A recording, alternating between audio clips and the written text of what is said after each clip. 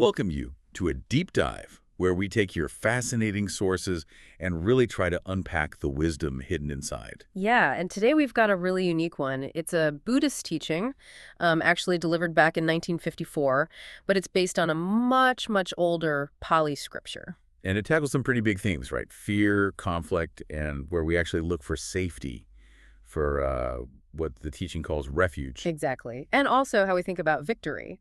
We'll encounter some Pali and Thai terms, but don't worry, we're going to break it all down. Our mission, as always, is to make the core ideas really clear and hopefully useful for you. Think of it as exploring different kinds of safety nets, maybe, and discovering a path to a very different kind of winning. Okay, let's dig in. So the source kicks things off with this story from way back, from the Pali text called the Dhamma Sutta, That's right. The source even quotes a bit of the Pali right at the start, Buddha Bhikkhave Devasara Sagamo Samupabhyuho Ahosi. which the source helpfully translates as, formerly monks, there was a battle between devas and asuras. So devas are like gods or celestial beings. Yeah, and Asuras are often seen as titans, sort of rivals or fallen gods. So the point is, even in these heavenly realms, there's conflict. It's not just us humans. Right. And the setting is this place called Tavatiasa, heaven, on Mount Meru, where these devas live. They're fighting the asuras who live down below. And in the middle of this celestial battle, Saka, he's the king of the devas, gives his troops some advice. For when they get scared, right. The source mentions fear, terror, or even that feeling of goosebumps. Exactly, that hair-raising fear in battle. Saka tells them, and here's a bit more Pali, Sas. Upajaya bayava chambitatava lumahasa mamatasmiasameda jaga ulokeata. Okay, so what's he telling them to do? Basically, look at my banner. Just gaze upon my standard. And he says, looking at his banner might make the fear go away. Might? Not definitely. Just might. And he adds, you could also look at the banners of other big shot devas like Pajapati, Varuda, or Isana. Okay, but here's the twist, isn't it? The 1954 teaching immediately asks, why? Or in Pali, kanpu, kantuin takisayetu. Why might looking at these super powerful god banners not always work? Yeah, why only maybe? And the answer the source gives is, well, it's pretty revealing about these divine beings. Saka and the others, powerful as they are still described as avitarago, avitadoso, avitamoho. Okay, let's break those down. Avitarago, not free from lust or craving. Correct, avitadoso. Not free from hate or aversion. Yep, and avitamoho. Not free from delusion or ignorance. Yeah. So even these guides have the basic human, well, not human, but the basic defilements. Exactly. They still have that internal baggage, the root causes of suffering. And because of that, the source says they are also piru chami utarasi paliti. Which means they are still fearful, terrified, shuddering, and even fleeing. You got it. So think about it. The refuge they offer looking at their banner is limited because they themselves aren't free from fear. They can still get scared and run away. Ah, so you can't find absolute safety by relying on someone who's still vulnerable to the very thing you're afraid of. Makes sense. It's a crucial distinction, and that's where the teaching pivots, shifting from these gods to the Buddha and his monks. Right, so the Buddha addresses his own followers, facing maybe not celestial battles, but, the challenges of solitary practice. He says, Ahanyakaho bhikkhave avavadami sachitumhaka bhikkhava aranyagatana kunkamulagatana basunyagaratana upajaya. And then it lists the same things: fear, terror, repulsion. Yes, he's talking about monks out in the wilderness, maybe meditating under a tree, or alone in an empty building, places where fear, real or mental, can easily arise. But his advice is completely different. He tells them, the source explains, to recollect him, to bring the Tathagata, the Buddha, to mind. And here's the key difference. He says when you recollect the Buddha, that fear, terror, and goosebumps will disappear. Not might, will. That's a strong claim. It is, and he adds, if for some reason recollecting the Buddha doesn't quite cut it, then recollect the Dhamma, his teachings, the truth. Or recollect the Sangha, the community of enlightened ones. And recollecting the Dhamma or Sangha also will make the fear vanish. Yes, the source is very clear on that. It does make the fear disappear. So naturally, the teaching asks again, plain te kat te kisa hetu. Right. Why? What's the fundamental difference here? It all comes down to the nature of the refuge itself. The Buddha, the Tathagata, is described as Arhat Samasambuddho. A perfected one, a fully and rightly enlightened being. Okay. And unlike Saka and the other devas, the Buddha is Vitarago, Vitadoso, Vitamoho. Ah, He is free from lust, free from hate, free from delusion. He's gone beyond those defilements. Completely eradicated them, and therefore the source concludes he is apiru achemji anutarasi apalayu. Meaning, not fearful, not terrified, not shuddering, not fleeing, totally unshakable. Exactly. The source uses this really potent Thai phrase, bu mo fei lai, fu mo fei lao, someone whose danger is finished, done, over. Wow. So because he is completely free from danger, both the inner danger of defilements and therefore invulnerable to outer circumstances, in that sense recollecting him, or the Dhamma or Sangha, which embody that same freedom, provides a true, unwavering, absolute refuge. It's like leaning on solid rock versus leaning on something that might crumble under pressure. Precisely. And the source really emphasizes this is a huge source of confidence for Buddhists. You're placing your trust in something utterly reliable because it's rooted in complete freedom from the very causes of fear. Okay, so that contrast is super clear. Limited refuge versus absolute refuge. Now, the teaching takes this idea and connects it to, well, winning and losing. Yeah, it broadens out and notes how everybody everywhere wants to win. Nobody likes losing. And remember, this teaching is from 1954. Right, so it mentions conflicts happening then, like in Korea and Indochina, as real-world examples of this drive for worldly victory. And worldly victory brings, the usual stuff. Power, status, being number one. But, and this is the crucial point, it always comes with the shadow of defeat hanging over it. Right? Yeah. It's never permanent or guaranteed. Always. But Buddhist victory, as this source frames it, is totally different. It's not about beating anyone else. It's victory over wamchua thangmat, all evil, all unwholesomeness.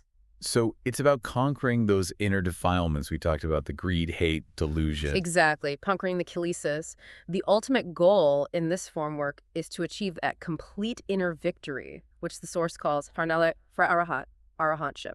That's described as the highest, the best goal. And this inner victory, this arahantship, leads to a kind of happiness. That worldly winds can't even touch, an immeasurable bliss, the source calls it, because it's stable, it's free from the fear of loss, it's rooted in that complete inner freedom. Okay, the goal is compelling. Conquer the inner stuff, achieve arahantship, find unshakable bliss. But how? What's the method? How do you actually do it according to this teaching? Or the practical application. And here, the source gives a very direct central instruction. It's summed up in this Thai phrase, Dam jayhayut. Jayhayut, meaning? Making the mind stop. Or maybe stilling the mind. Bringing it to a complete standstill. Stopping the mind. Sounds fundamental. The source calls it the very heart of Buddhism, as presented here. It even connects the word dikayut, stop, directly back to the Buddha, referencing the story where he supposedly stopped the notorious bandit Angulimala just by saying stop. Ah, that story gives the word stop a lot of power here. Okay, so the practice is to still the mind. But where? Is there a specific focus point? Yes, very specific. This is key to this particular teaching. The mind needs to be stopped right at the center of the body. And crucially, it says this center point isn't just theoretical. It's where the mind naturally rests or passes through at key moments, birth, death, falling asleep, waking up. It's like the natural home base. So it's presented as a kind of energetic or experiential center point within us. And the practice is learning to consciously bring the mind to rest, to stop, right there. Precisely. Train the mind to settle and become perfectly still right at that center. And what happens then, when the mind stops there? According to the source, that stillness isn't the end point, but the beginning of a journey. When the mind becomes still at the center of that initial sphere, it naturally starts to access and move through a series of other more refined spheres, or duan. Fears representing different stages of the path. That's right. The source lists them. It starts with a sphere linked to Dhamma contemplation, like mindfulness practice. Then you access spheres connected to precepts or ethical conduct. Then concentration, koblakan, wisdom-akan, liberation. Liberation, Ban. And finally, the knowledge and vision of liberation. Ban. Wow. So by achieving stillness at that one central point, the mind automatically starts progressing through these deeper levels of understanding and realization. It's like tuning into the right frequency unlocks the whole spectrum. That's a good way to put it. The stillness itself refines the mind and allows it to perceive and embody these qualities. It's an internal unfolding driven by finding that point of perfect rest. And the source says this journey involves more than just mental states, right? It talks about accessing different bodies. Yes. Kaṇḍa, Vesta, Dahanga, Danahanga. Yes. Subtle bodies. The idea is that as the mind gets more refined through this practice of stopping at the center, you begin to perceive and experience increasingly subtle dimensions of your own being. Okay, what kind of bodies are we talking about? The source lays out a specific sequence. It starts with the subtle human body, like a finer version of our physical form, then accessing the celestial body and its subtle version, atomofam, Yeah. associated with those Deva realms we talked about, Okay. then progressing higher to the fine material body with you and its subtle form. Yep. And its subtle form, Upthor, connected to the Brahma realms of pure form. Then even higher, the immaterial body, Appon, and its subtle form, and it's related to the formless realms. So climbing a ladder of subtlety in a way. And where does it lead ultimately? It leads finally to the Dhamma body and its subtle form. The Dhamma body. The Dhamma body is incredibly important, seen as the true inner essence, but the journey continues through it.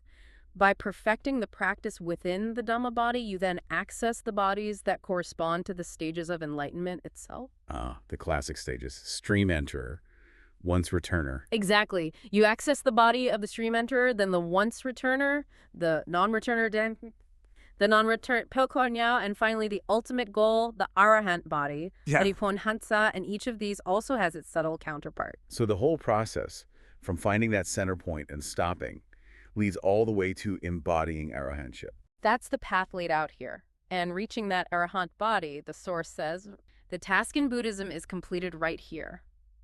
It signifies the full realization, the ultimate victory we discussed. The victory over all unwholesomeness. Absolutely. At that point, not even the tiniest trace of evil or unwholesomeness, like the tip of a hair, can be committed. It's complete purity in body, speech, and mind. And the feeling, the result. Immeasurable joy. A bliss far beyond any worldly achievement, because it's the bliss of total freedom, of danger being completely finished, the ultimate secure refuge found within. So wrapping this up, this deep dive has really shown us a stark contrast, hasn't it? Based on this 1954 teaching drawing on ancient scripture. Yeah, the contrast between looking for safety in external things, even powerful beings like gods who are themselves still flawed and fearful. Versus finding refuge in the absolute freedom represented by the Buddha, his teachings, and the enlightened community, those who are truly beyond fear and danger. And it offered a very concrete method. Filling the mind, making it stop right at that specific center point in the body. Which then becomes the gateway to this whole inner journey through spheres of understanding and subtle bodies, culminating in arahantship, the ultimate inner victory. It shifts the whole game from external battles and fleeting wins to an internal path of practice leading to unshakable peace and freedom. Which really leaves us and you listening with a powerful question to reflect on, doesn't it? When fear arises or when that drive for victory kicks in, where do you actually place your trust? What banners are you looking at? And perhaps more profoundly, what might happen if you could truly learn to just stop? To find that point of stillness at your own center, what might that unlock? Definitely something to mull over as you continue your own deep dives.